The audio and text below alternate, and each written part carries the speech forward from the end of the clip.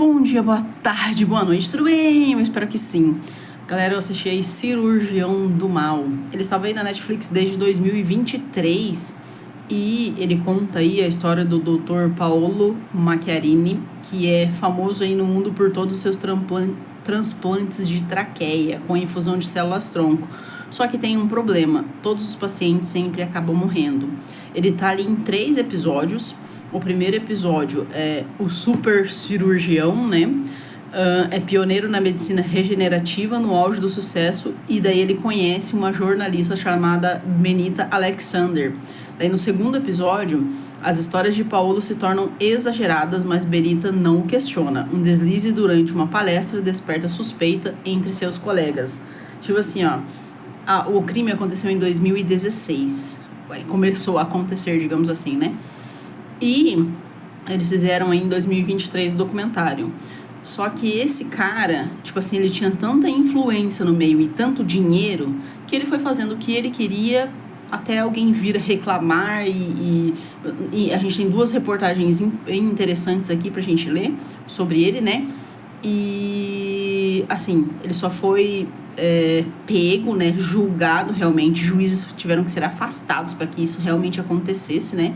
Eu acho que ele pegou pouco ainda, porque todos os pacientes que ele prometeu, ele dizia que eles precisavam fazer isso e eles vieram a falecer. E ele falou, não, mas a culpa não foi minha, foram por fatores externos e tal. Daí tem uma moça que ela dá um depoimento, né, dizendo que estava tudo bem com ela e tal, e depois ela dá um depoimento dizendo que ele pediu pra ela ir lá, ela tava sentindo dor, mesmo assim ela foi lá falar, né? E ela disse que ela apodreceu por dentro por causa dessa traqueia, que seria aí a revolução, né?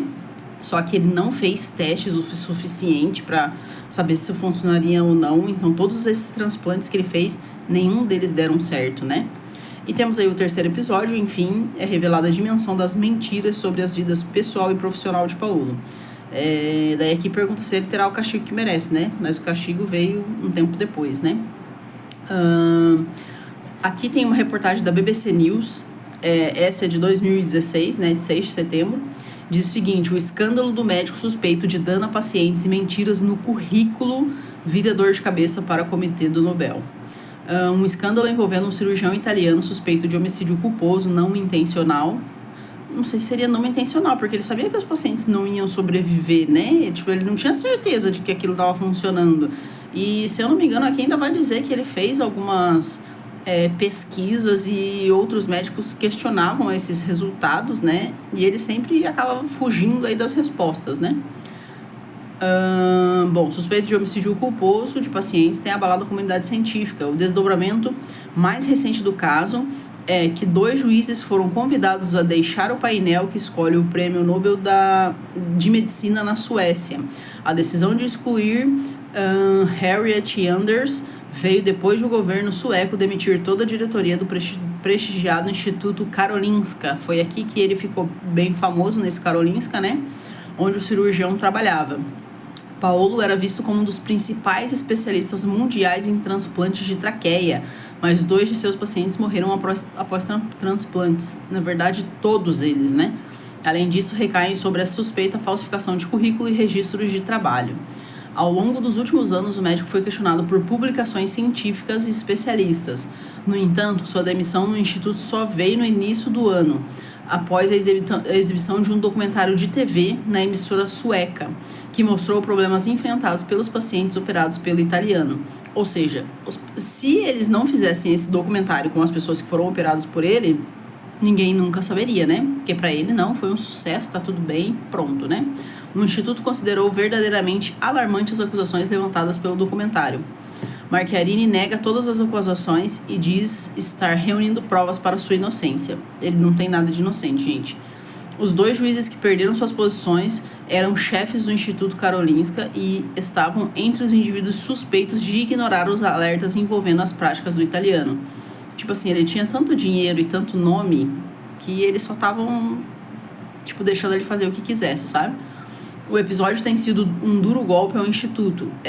Em um relatório sobre o caso publicado na segunda-feira, um ex-juiz sueco disse que nunca havia visto tantas referências negativas e questionou por que o cirurgião tinha sido inicialmente contratado e, em seguida, seu contrato ainda tinha sido estendido. E depois ele ficou um tempo ainda como pesquisador. As revelações sobre as práticas de Paolo criaram uma crise de confiança na instituição e causaram a demissão do vice-reitor. O escândalo provocou também a demissão de Urban, secretário-geral da Assembleia do Nobel do Instituto Karolinska, para proteger a reputação do prêmio. A Assembleia do Nobel é formada por 50 professores do Instituto Karolinska, nomeados pelos funcionários da própria universidade, mas é um corpo independente da instituição. Vai aparecer uma foto para vocês dele aí com essas duas traqueias, né? Que ele, tipo assim, ele queria ter uma empresa para produzir isso em massa, né? Então tem ali a foto que provavelmente foi para alguma revista científica mesmo, com essas duas traqueias aí, mas nenhuma delas funcionou em nenhum paciente. Paolo se destacou a realizar em 2008 o transplante de traqueia de um homem morto para uma paciente colombiana com tuberculose em um hospital em Barcelona, na Espanha. Esse procedimento fez com que o Instituto Karolinska o contratasse. Em 2001, ele se transformou no primeiro médico a implantar uma traqueia artificial, tá vendo? Ó? Revestida de células-tronco de um paciente que sofria de câncer.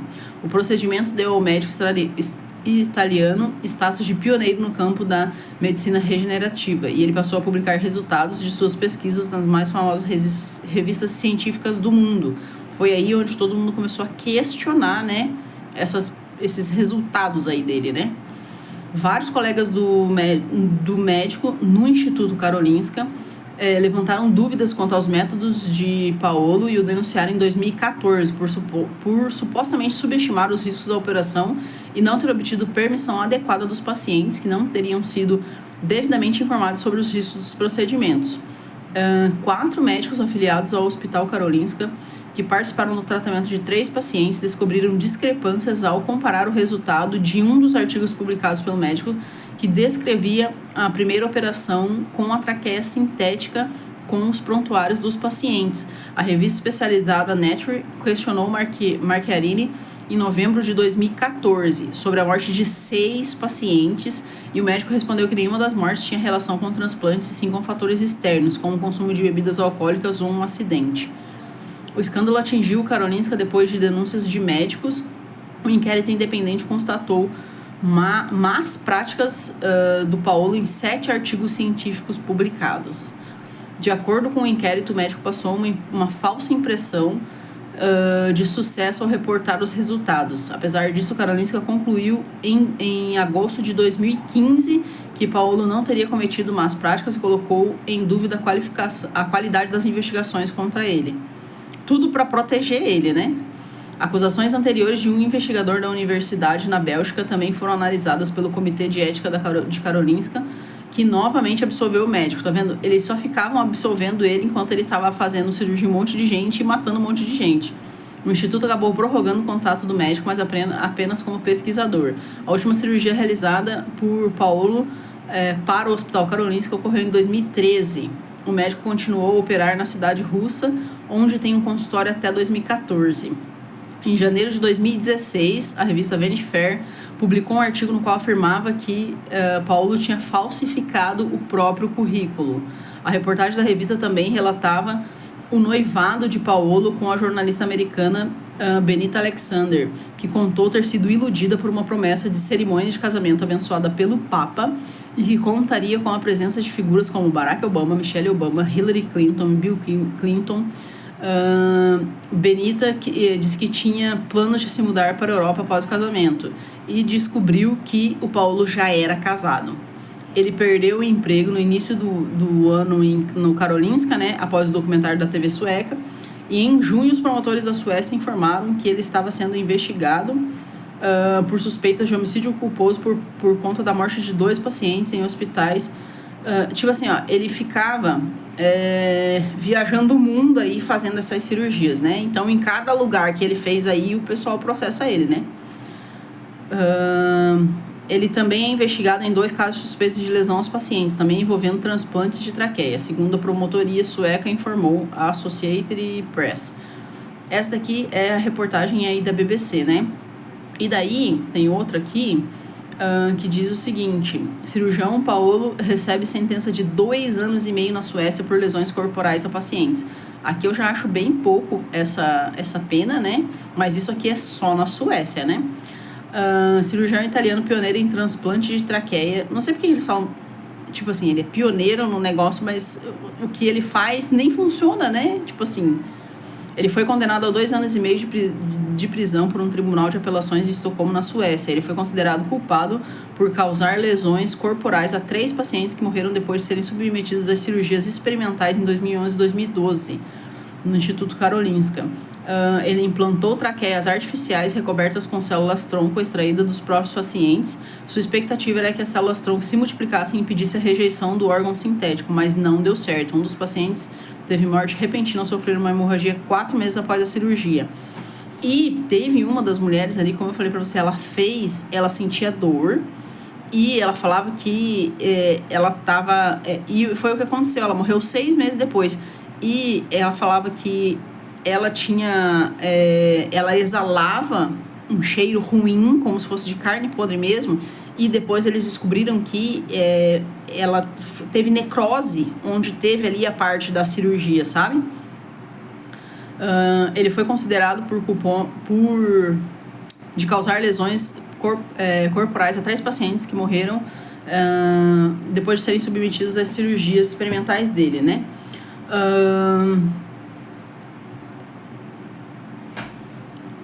No Instituto Karolinska. Ele implantou essas traqueias artificiais. Sua expectativa era de que as células-tronco se multiplicassem, mas isso não aconteceu, né? Um dos pacientes teve morte repentina e os outros 2 sobreviveram mais tempo, um deles por 5 anos, mas enfrentou muitas complicações. Nossa, um deles ainda menos mal, né? A decisão tomada por um colegiado de 5 juízes considerou que 2 pacientes não tinham indicação para o tratamento experimental de alto risco, porque às vezes a pessoa tem ali o problema, mas ela consegue conviver com esse problema, então não teria por que eles passarem por essa cirurgia, sabe? Eles poderiam ter sobrevivido por um prazo significativo se não tivessem feito a cirurgia. Já o terceiro caso, segundo a corte, se enquadrava em uma situação de emergência, mas ainda assim não deveria ter sido operado, uma vez que Paolo, àquela altura, já sabia que a técnica era insegura. Os magistrados disseram que o médico agiu com intenção criminosa ao realizar cirurgias que sabidamente poderiam causar lesões físicas e sofrimento aos pacientes, sem que houvesse evidências concretas de que o uso de células-tronco poderia funcionar. A Corte de Apelações mudou de decisão do Tribunal Distrital, que havia julgado o caso há 1 ano e responsabilizado o médico em apenas 2 dos casos. O advogado cirurgião anunciou que vai recorrer à decisão e ele não deve ser preso enquanto a apelação estiver tramitando. Em uma entrevista após o veredito, Paolo negou a intenção de prejudicar os pacientes e disse que recebeu aprovação ética e apoio institucional para testar a técnica. Na sala de cirurgia éramos 25 pessoas. O que me surpreende é porque estou aqui sozinho. Mas ele foi quem dizia que ia dar tudo certo, né? Foi ele quem era responsável pela pesquisa, foi, né? Benji Jardim, cirurgião e professor emérito da Universidade de Uppsala, que foi responsável por investigar as acusações de má conduta de Macchiarini, disse à Science que o médico arriscou a vida dos pacientes com base em um tipo de crença divina ou mágica. Pierre Delahaye, especialista em traqueia da Universidade Católica na Bélgica, também afirmou à revista que a sentença é justa. Ele usou as pessoas como cobaias, não para ajudá-las, mas para promover seu nome e fama na comunidade científica e fora dela. Concordo plenamente com ele. Porque é bem isso que o documentário retrata, aí, o da Netflix, né? O escândalo atingiu a reputação do Instituto Karolinska, centro de pesquisa sueco conhecido por selecionar os vencedores do Prêmio Nobel de Medicina ou Fisiologia.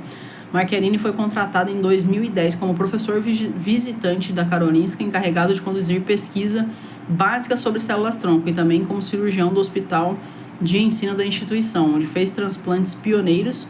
Com os maus resultados da técnica, ele interrompeu as cirurgias na Suécia, mas insistiu em fazer transplante de traqueia em uma escola de medicina na Rússia. Se eu não me engano, ele acabou ficando aí na Rússia depois de ser condenado, justamente para não ser preso, né? Então, ele foi condenado em vários lugares aí e acabou indo para onde não iriam pegá-lo, né? Apesar do fracasso, o contrato de Macchiarini no Karolinska foi renovado no final de 2015 e em fevereiro de 2016 a instituição abriu uma investigação independente sobre a conduta do pesquisador que levou à queda de vários dirigentes acusados de protegê-lo. E muitos deles protegiam ele mesmo, justamente por causa da fama e por causa do dinheiro que ele tinha. O biólogo renunciou à função de secretário do comitê por estar sendo investigado. O vice-reitor no instituto, Anders Hamstein, pediu demissão ao anunciar que o novo inquérito havia sido aberto, com base em indícios que o cirurgião teria falsificado dados sobre um transplante realizado na Islândia, que embasava vários de seus artigos científicos. O pró-reitor de pesquisa também deixou o cargo. Só então o Macchiarini foi demitido. Tipo assim, vários que protegiam ele ali, depois que eles caíram, daí sim o cara caiu, né? Ainda em 2016, o Instituto lançou um plano para corrigir falhas identificadas no caso do italiano. Tipo assim, o cara brinca com a vida das pessoas, né? Porque ele simplesmente quer que aquilo aconteça, ele quer, tipo, ser pioneiro no negócio da traqueia, de cirurgia de traqueia, né? Usando células-tronco, só que aquilo não funciona. Ele colocou pesquisas ali e resultados. Ele alterou resultados para dizer que aquilo estava certo e ele acabou tirando a vida de um monte de pessoas sabendo que ele estava fazendo aquilo. Ele queria que funcionasse, mas como ele tinha muita fama no meio da medicina e ele tinha muito dinheiro, ele acabou escapando e fazendo o que ele quisesse, né? O que é um absurdo, né? Bom, pessoal, esse foi o vídeo, espero que tenham gostado e até o próximo vídeo.